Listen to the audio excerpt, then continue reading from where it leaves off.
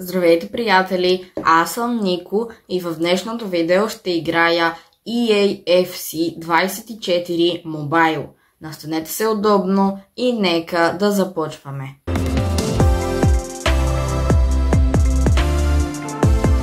И вече съм в играта. Дизайнът доста ми харесва. Виждам, че имам 20 000 пари.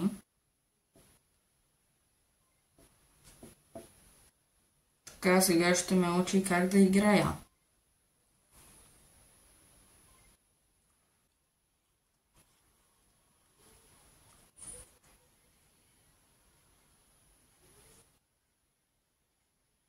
EA FC 24 Mobile е с Винисиус Жуниор, един от моите любими футболисти.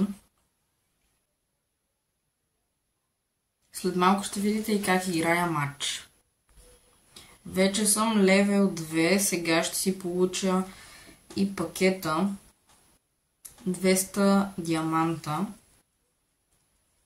А сега и първите футболисти, които след това ще бъдат в отбора ми. Ето ги отборите. Стадиона и дизайна са като от Шампионска лига. Възможно това е Алварес гол.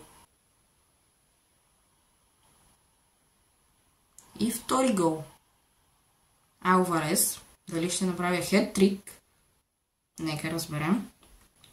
3-0. Халанд напада. Чудесен финт от Халанд и това е контратака. Дали ще видим четвърти гол? Не, пропуск. Ерлинг Браут Халанд. Пишете долу в коментарите според вас кой ще спечели в златната топка. Меси или Халанд. Сега първият ми корнер. Кепа Аризабалага успява да спаси. Всъщност тук забелязваме, че наскоро Реал Мадрид взеха Кепа Аризабалага от Челси, но вече го има в EA FC 24 Mobile. Шанс за сада. И матчът свърши. 2 гола за Алварес и 1 автоматичен. Доволен съм. Сега ще дигнем купата. Халанд.